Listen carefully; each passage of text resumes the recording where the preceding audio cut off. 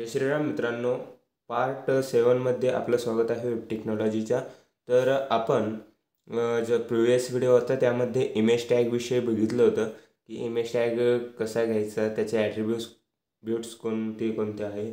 तर आजचा आपला आजचे 2 टॉपिक्स आहे, कारण की काल आपण 2 टॉपिक डिस्कस केले होते आणि एक एरिया जो आहे तो एरियाचा टॉपिक सोडला होता इमेज टॅगचा. तर आता आपण तो बघणार आहोत.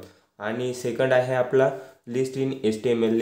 HTMLमध्ये कोणकोणत्या लिस्ट आहे, ठीक आहे. तर आता हा एरिया म्हणजे काय, तर एरिया म्हणजे समजा ही एक इमेज आहे, ठीक आहे.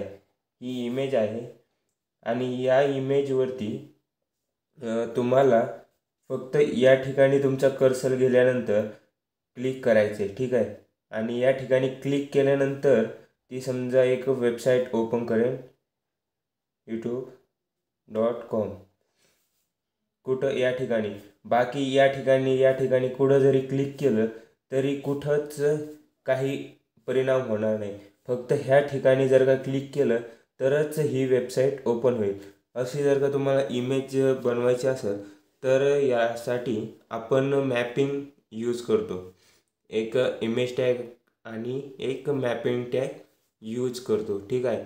तर आपण ते प्रॅक्टिकली पण पाहू, पण त्याच्या अगोदर थोडी त्याची थेअरी बघू. या ठिकाणी बघू शकता की area inside image map is an image with clickable area. म्हणजेच आता सांगितलं की एका ठिकाणी असे एक पॉईंट क्रिएट करायचा की ज्या ठिकाणी क्लिक केल्यानंतर आपण त्या जी वेबसाईट आहे त्याच्यावरती ट्रान्सफर झालं पाहिजे किंवा गेलो पाहिजे, असा एक इमेजमध्ये एरिया बनवायचा, ठीक आहे. त्यानंतर याचाच टॉपिक आहे की client side and server side image mapping. तर क्लायंट साईड आणि सर्व्हर साईड इमेज मॅपिंगमध्ये काय आहे, the HTML map tag defines and image map is an image with clickable area. तर जो आपला मॅप टॅग आहे तर याच्या थ्रू आपल्याला डिफाईन करायचं आहे की कोणत्या जागेवरती आपल्याला क्लिक केल्यानंतर आपलं त्या ठिकाणी रिडायरेक्ट हो, ठीक आहे. तर या ठिकाणी त्याचा एक सिंपल सिंटॅक्स आहे, मॅप आणि त्याला क्लोज. आता HTMLमध्ये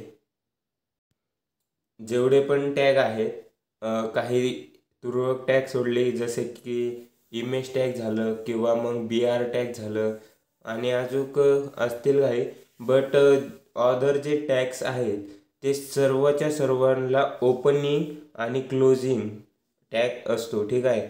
तर या दोन्हींच्या मध्ये आपल्याला जे काही कोड करायचा तो याच्यामध्ये करायचा असतो, ठीक आहे. त्यानंतर आहे त्याचे काही ॲट्रिब्यूट्स आहे. तर त्याचे ॲट्रिब्यूट्स कोणकोणते आहे, तर that image and part of server side image map. तर त्याच्यासाठी आपण शेप आणि कॉर्ड हे 2 ॲट्रिब्यूट्स यूज करतो मॅपिंगसाठी. आणि जो आपला इमेज टॅग आहे या ठिकाणी बघू शकता सिंटॅक्स आहे. जो आपण इमेज टॅग यूज करतो त्याच्यामध्ये आपल्याला map keyword is equal two is map, म्हणजेच त्या ठिकाणी लिहावं लागतं की यूज मॅपमध्ये आपल्याला तिथं त्याला एक नाव डिफाईन करावं लागतं. ते आपलं युजर डिफाईन आहे, आपण काहीही देऊ शकतो, ठीक आहे. त्यानंतर हा सिंटॅक्स झाला इमेज टॅगचा. त्यानंतर आहे जो मॅपचा हा सिंटॅक्स आहे, याच्यामध्ये आपल्याला एक एरिया नावाचा टॅग क्रिएट करायचा आहे. तर आपण याच्यावरती एक डायरेक्टली एक्झाम्पल पाहू, जेणेकरून आपल्याला समजेल, ठीक आहे. तर या ठिकाणी आपण न्यू फाईल बनवून घेऊ, part 7.html. आणि आता यामध्ये आपल्याला HTMLचा स्ट्रक्चर क्रिएट करायचं आहे. तर HTML आणि आपण डायरेक्ट आता बॉडी घेणार आहोत. आपल्याला सध्या याची हेडची काही गरज नाही, ठीक आहे. तर या ठिकाणी एक इमेज घेतो मी, IMG ने इमेज. त्यानंतर आपल्याकडे एक इमेज आहे ठीक आहे, ही घेतली आपण इमेज. त्यानंतर आपल्याला इमेज टॅगमध्ये या ठिकाणी एक कीवर्ड किंवा मग हा कीवर्ड यूज करायचा आहे किंवा ॲट्रिब्यूट यूज करायचा आहे, यूज मॅप.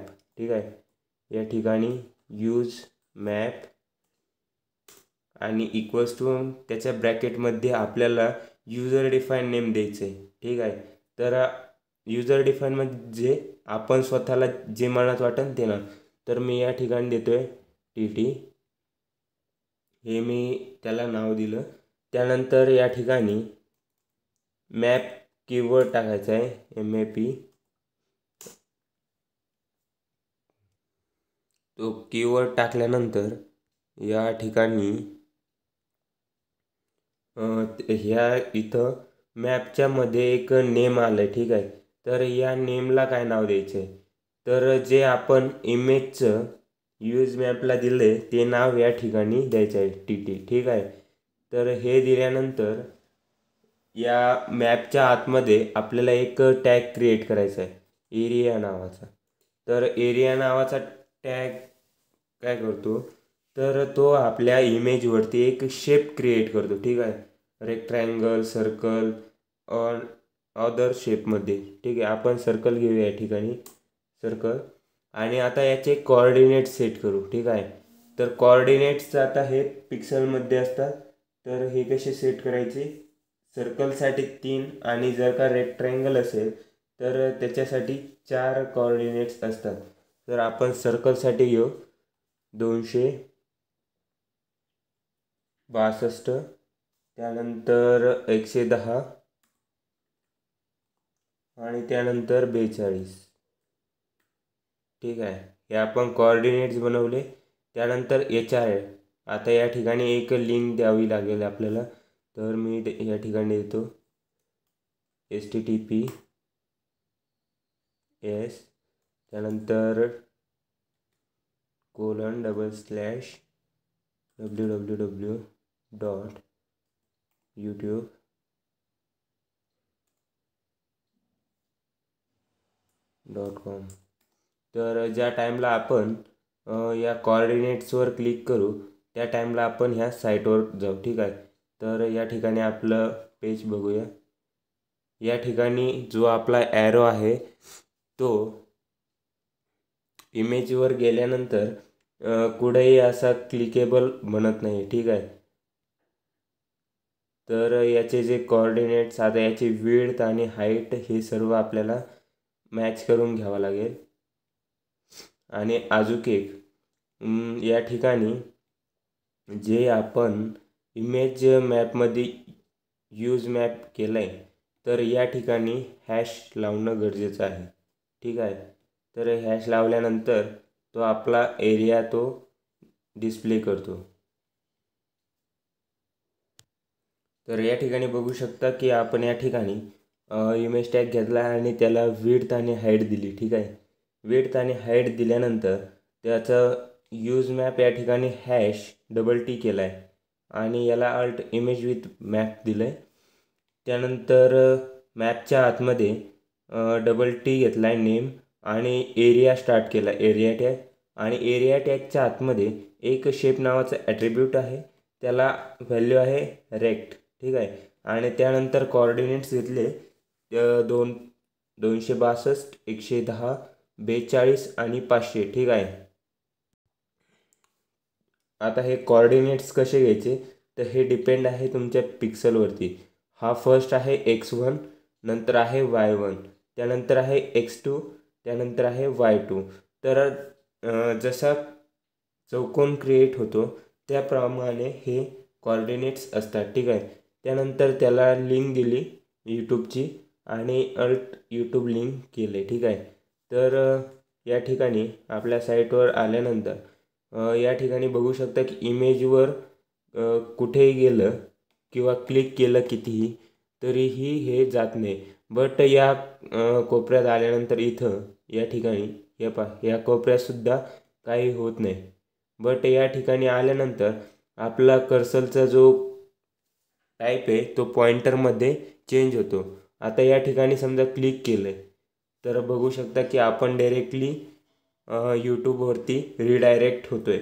तर याप्रमाणे आपण जो एरिया मॅपिंगचा जो टॅग आहे त्याचा यूज करून एका इमेजमध्ये कुठेही पॉईंट आऊट करून काही सिक्रेट लिंक्स किंवा काही असेल ते लपवून ठेवू शकतो किंवा मग काही टास्कसाठी त्याचा यूज करू शकतो. ठीक आहे. आता आपलं नेक्स्ट टॉपिक आहे लिस्ट इन HTML. फर्स्ट आहे अनऑर्डर लिस्ट, नंतर ऑर्डर लिस्ट, नंतर नेक्स्टेड लिस्ट. तर आता ही लिस्ट काय आहे, तर समजा या ठिकाणी बघू शकता की आपल्याला डिफरंट टाईपचे कोडिंगचे सब्जेक्ट आहे. समजा C++, जावा, HTML, त्यानंतर आहे CSS आणि JS. ठीक आहे. तर अशा प्रकारे काही कोडिंगचे सब्जेक्ट आहे. तर फर्स्ट आहे आपला CSS. तर अनऑर्डर लिस्टमध्ये काय असतं की अनऑर्डर लिस्टमध्ये स्टोअर आहे डॉट, त्यानंतर सर्कल आणि त्यानंतर स्क्वेअर. तर असे 3 पार्ट या अनऑर्डर लिस्टमध्ये स्टोअर आहे. आणि ऑर्डर लिस्टमध्ये काय आहे 1 to 100, 1 to many, त्यानंतर आहे A to Z, capital and small. तर याप्रमाणे त्या ऑर्डर लिस्टमध्ये आहे. ऑर्डर लिस्टमध्ये रोमनसुद्धा आहे. ठीक आहे. आणि नेक्स्ट आहे नेक्स्टेड लिस्ट. तर नेक्स्टेड लिस्ट हा टॉपिक आपण पुढे पाहू. तर ह्या ज्या 2 लिस्ट आहे ऑर्डर आणि अनऑर्डर, तर अनऑर्डरमध्ये हे 3 आहेत आणि ऑर्डरमध्ये हे टोटली आहेत 1 to काय असेल ते A to Z, small and capital आणि रोमन. ठीक आहे. तर नेक्स्ट आहे आपलं की हे ॲप्लाय कसं करायचं. समजा या ठिकाणी C++ जावा आहे, तर या ठिकाणी डॉट डॉट डॉट डॉट आले तर समजून घ्यायचं की ही अनऑर्डर लिस्ट आहे. ठीक आहे. किंवा मग या ठिकाणी 1 2 3 4 5 किंवा ABCDE किंवा रोमनमध्ये आले 1 2 3 असे जर का आले हे 3 टाईपचे, तर ते समजून घ्यायचं की ऑर्डर लिस्टचा हा प्रोग्राम आहे किंवा हे कंटेंट आहे. ठीक आहे. आणि अनऑर्डर लिस्टचे हे 3 आल्यानंतर समजून घ्यायचं. तर आता याचा आपण एक्झाम्पल बघू जेणेकरून आपल्याला डायरेक्टली इम्प्लिमेंट कसं करायचं ते समजेल. तर या ठिकाणी आपण अनऑर्डर लिस्टसाठी ULचा यूज करतो आणि त्याच्या आतमध्ये जे आयटम असतील, समजा हे C++, जावा, HTML, CSS, JS हे सगळे आयटम्स झाले आपल्या लिस्टचे. ठीक आहे. मग लिस्ट क्रिएट कशी करायची, तर UL आणि या ठिकाणी LI.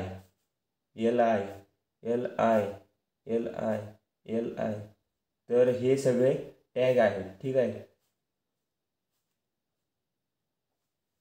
UL हा आपला एक मेन टॅग आहे जो की आपण या ठिकाणी क्लोज केला. ठीक आहे.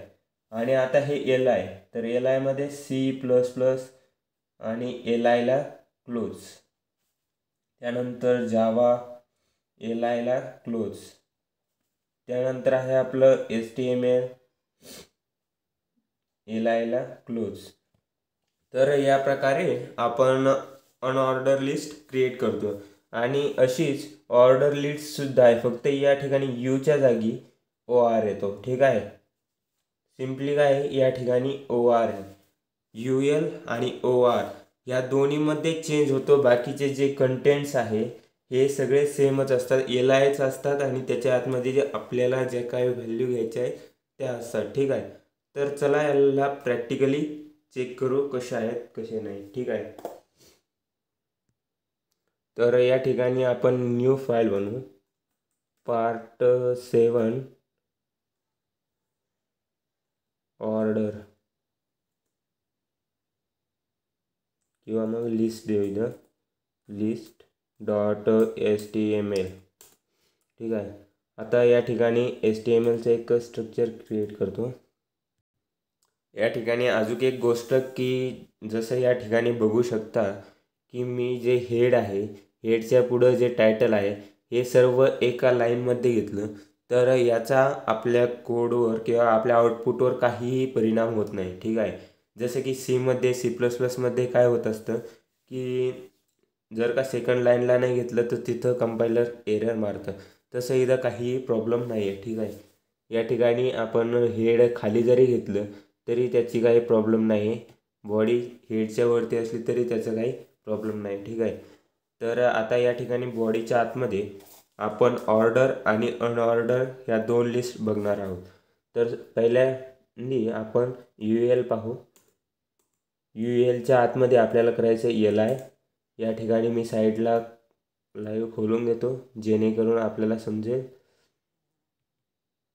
तर मी या ठिकाणी केलं UL. ULच्या आतमध्ये आपली पहिली लिस्ट आयटम काय असेल, तर पहिला लिस्ट आयटम आहे आपला C++. तर या ठिकाणी C++. ठीक आहे. तर या ठिकाणी बघू शकता की डॉट आलेला आहे आणि त्या ठिकाणी C++ डिस्प्ले होते. आता हा डॉट हा प्रीडिफाईन आहे. जर आपण या ULला काही टाईप दिला नाही तर तो प्रीडिफाईन आहे, तो डिरेक्टली त्या ठिकाणी येणार आहे. ठीक आहे. तर प्रीडिफाईन टोटली 3 आहेत, बट बाय डिफॉल्टली आहे तो. ठीक आहे. आता नेक्स्ट आहे आपलं LI. तर जावा, या ठिकाणी LI जावा, त्यानंतर LI HTML. ठीक आहे. तर या ठिकाणी टोटल आपण 3 घेतलेले आहेत आणि याच लिस्टला कॉपी करतो आणि खाली घेतो आणि इथं H2 ने नाव देतो दिस इज UN लिस्ट. ठीक आहे. UL list. त्यानंतर आपण नेक्स्टला घेऊ अजूक H2 आणि या ठिकाणी लिहू दिस इज OL लिस्ट. ठीक आहे. तर हे झाल्यानंतर आपण जे कॉपी केलं ते या ठिकाणी पेस्ट करू. जसं की UL कॉपी केलं होतं, आता सिम्पली याची जी व्हॅल्यू आहे ती ऑर्डर लिस्ट करू. ठीक आहे. OL करू. तर साईडला बघू शकता की आपण OL केल्यानंतर त्याची बाय डिफॉल्ट 1 2 3 येऊ राहिली. ठीक आहे. तर हे बाय डिफॉल्ट असतं की त्याची जर आपण काही टाईप दिला नाही तर तो बाय डिफॉल्ट टाईप घेऊन टाकतो त्याचा. ठीक आहे. तर आता आपल्याला ULचे टाईप बघायचे. या ठिकाणी टाईप ॲट्रिब्यूट आहे.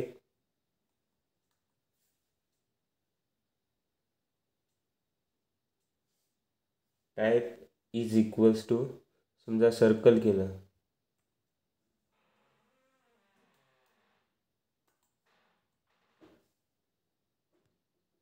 या ठिकाणी सर्कल केल्यानंतर वरती अनऑर्डर लिस्टच्या या ठिकाणी बघू शकता की टोटली सर्कल आलेले आहे. ठीक आहे. आणि त्यानंतर नेक्स्ट आहे आपला स्क्वेअर. तर या ठिकाणी स्क्वेअर केल्यानंतर चौकोनी ब्रॅकेट येते. ठीक आहे. त्यानंतर आहे आपलं ऑर्डर लिस्टमध्ये. ऑर्डर लिस्टमध्ये काय आहे, या ठिकाणी वरची सेम कंडिशन आहे टाईप. आणि त्यानंतर या ठिकाणी 1A स्मॉल a I किंवा I आपण जे वाटेल ते देऊ शकतो. समजा या ठिकाणी ऑलरेडी बाय डिफॉल्ट 1 आहे तर मी या ठिकाणी A देतो. ठीक आहे. तर साईडला बघा ABC स्टार्ट, तिथून स्टार्ट झाला आहे. ठीक आहे. तर हे अशा प्रकारे काम करतं. त्याच्यानंतर आपण समजा या ठिकाणी स्मॉल a घेतला तर हे या ठिकाणी स्मॉल a ने प्रिंट होणार आहे. जर आपण या ठिकाणी रोमन I घेतला तर या ठिकाणी हे रोमन अंकांनी सुरू होणार आहे. ठीक आहे. स्मॉल कॅपिटल जे रोमन अंक असतील त्याच्यानुसार. आता हे झालं ऑर्डर आणि अनऑर्डर लिस्टचं, जे की सिम्पल फॉर्मॅटमध्ये होतं. सिम्पली या ठिकाणी UL यूज करायचा आहे अनऑर्डर लिस्टसाठी आणि त्याचा टाईप आपल्याला जो द्यायचा तो सर्कल किंवा बाय डिफॉल्ट राहून दिला बाय डिफॉल्ट, किंवा मग या ठिकाणी डॉट डॉट घेतल्यानंतर हे डॉटच्या फॉर्मॅटमध्ये येतं, ठीक आहे. तर असे बाय डिफॉल्ट काय आहेत आणि काही आपल्याला ते टाकावं लागतात, ते बाय याच्यानुसार प्रीडिफाईन असतात पण आपल्याला ते टाकावं लागतात, ठीक आहे. त्याच्यानंतर आहे OL टॅग, जो की ऑर्डर लिस्टचा आहे आणि त्याचे टाईप्स आपण बघितलेले आहे. रोमन आहे, ABCD आहे, स्मॉल कॅपिटल आणि त्यानंतर 1 2 3 आहे, ठीक आहे. तर या प्रकारे आपण अनऑर्डर आणि अनऑर्डरचं एक्झाम्पल बघितलं आहे किंवा इम्प्लिमेंट या प्रकारे करू शकतो आहे. आता नेक्स्ट आहे आपलं की नेक्स्टेड लिस्ट काय आहे. तर आता ही नेक्स्टेड लिस्ट काय आहे, समजा तुम्हाला या ठिकाणी सांगितलं आहे की आपला FYचा क्लास आहे आणि FYच्या क्लासला 1 नंबर देऊ. FYच्या क्लासला 1 नंबर दिला आहे. त्याच्यानंतर FYच्या क्लासमध्ये जे सब्जेक्ट्स आहे ते टोटल 6 सब्जेक्ट आहे, ठीक आहे. तर त्याच्यात सुद्धा सेमिस्टर आहेत, ठीक आहे. तर या ठिकाणी A फर्स्ट सेम, त्यानंतर B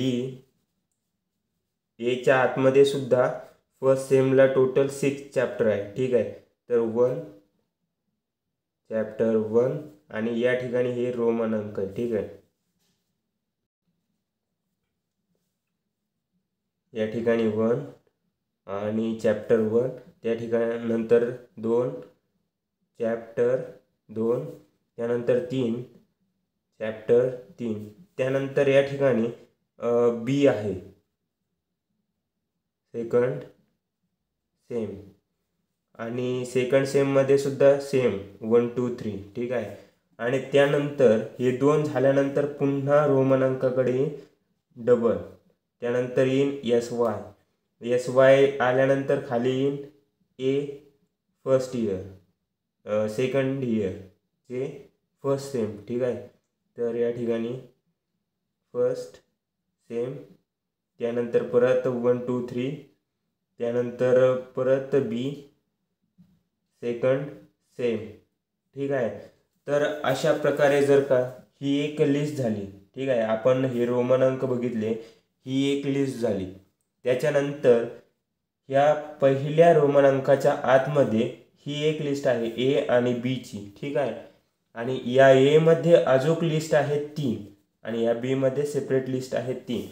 तर या लिस्टच्या आतमध्ये एक लिस्ट, या लिस्टच्या आतमध्ये एक लिस्ट आणि या लिस्टच्या आतमध्ये एक लिस्ट, किंवा सिम्पली हे जर का खालचं नाही धरलं, फक्त एवढं जर या लिस्टच्या आत एक लिस्ट आणि हे जर का लिस्टच्या आतमध्ये लिस्ट असली तर याला नेक्स्टेड लिस्ट म्हणतात, ठीक आहे. तर या ठिकाणी या लिस्टच्या आतमध्ये A नावाची लिस्ट आहे, म्हणजेच ही नेक्स्टेड लिस्ट झाली, ठीक आहे. आणि आपण आता या ठिकाणी काय करतोय, या लिस्टच्या आतमध्ये ही लिस्ट आणि या लिस्टच्या आतमध्ये ही लिस्ट आहे. तर हिला आपण लिंकेड लिस्ट बोलतो, ठीक आहे. तर चला याचं डायरेक्टली नेक्स्टेड लिस्ट बोलतो. तर याचं डायरेक्टली आपण प्रॅक्टिकली समजून घेऊ, जेणेकरून समजण्यात अजून चांगलं. तर या ठिकाणी मी हे क्लोज थोडंसं साईज कमी करतो, ठीक आहे. आता या ठिकाणी आपलं जे झालेलं आहे त्याच्या खाली ट्राय घेतो आणि जो वरचा सगळा पार्ट आहे त्याला कमेंट आउट करून टाकू, जेणेकरून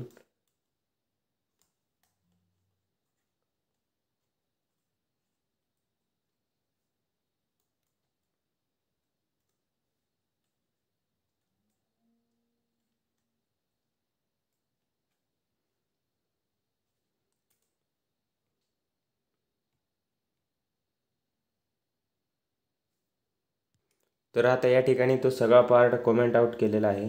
आता आपल्याला याच्या खाली बघू आपण आपली नेक्स्टेड लिस्ट, ठीक आहे. तर या ठिकाणी सिम्पली मी काय करतो, एक अनऑर्डर लिस्ट घेतो, ठीक आहे. UL घेतली आणि त्याच्या आतमध्ये लिस्ट क्रिएट करतो, ठीक आहे. फर्स्ट आहे आपली जी की आपण बघितली फर्स्ट इयर, आणि दुसरी लिस्ट आहे आपली एल आय सेकंड इयर.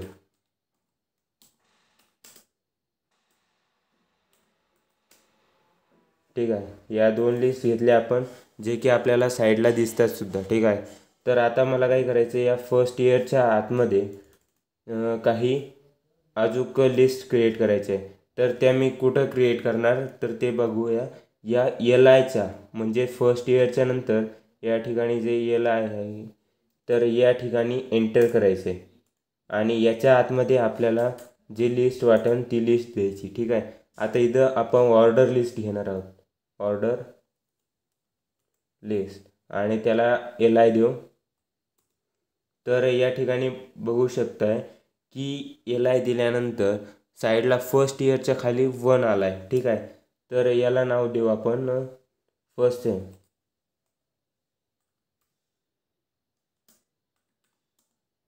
आणि अजून एक एल आय घेऊ, याला नाव देऊ आपण सेकंड सेम. ठीक आहे, आणि हा जो पार्ट आहे ओ एलचा, हा ॲज इट इज कॉपी करून या सेकंड इयरच्या याच्यात टाकून देऊ. ठीक आहे, तर या ठिकाणी बघू शकता की फर्स्ट इयरमध्ये 2 सेक्शन आणि सेकंड इयरमध्ये 2 सेक्शन या किंवा रेकॉर्ड आपण टाकलेले आहे. तर याला बोलतात नेक्स्टेड लिस्ट. लिस्टच्या आतमध्ये लिस्ट म्हणजे नेक्स्टेड लिस्ट. आता समजा या फर्स्ट सेमच्या आतमध्ये जर का आपल्याला काही टॉपिक ॲड करायचे असले, तर पुन्हा या फर्स्ट सेमच्या आतमधले खेटून जो एल आय आहे त्या एल आयच्या मध्ये आपल्याला वर्क करायचं आहे. ठीक आहे, तर या ठिकाणी अजून एक लिस्ट बनवू, ऑर्डर लिस्ट, आणि तिचा टाईप देऊ ABCD. ठीक आहे, आता याच्या आतमध्ये आपल्याला बनवायची एल आय CPP, त्यानंतर एल आय तर फर्स्ट इयरला हे 2 सब्जेक्ट आहेत. त्यानंतर सेकंड इयरचे आपण टाकू शकतोय किंवा मग सेकंड सेमिस्टरचे या पद्धतीने आपण टाकू शकतोय. ठीक आहे, तर याला बोलतात नेक्स्टेड लिस्ट. लिस्टच्या आतमध्ये जर का लिस्ट असली तर त्याला नेक्स्टेड लिस्ट बोलतात. ठीक आहे, तर आजच्या व्हिडिओमध्ये आपल्या एवढंच आपण बघितलं, ऑर्डर लिस्ट, अनऑर्डर लिस्ट आणि नेक्स्टेड लिस्ट आणि इमेजचा एरिया मॅपिंग. ठीक आहे, तर भेटूया नेक्स्टवाल्या व्हिडिओमध्ये.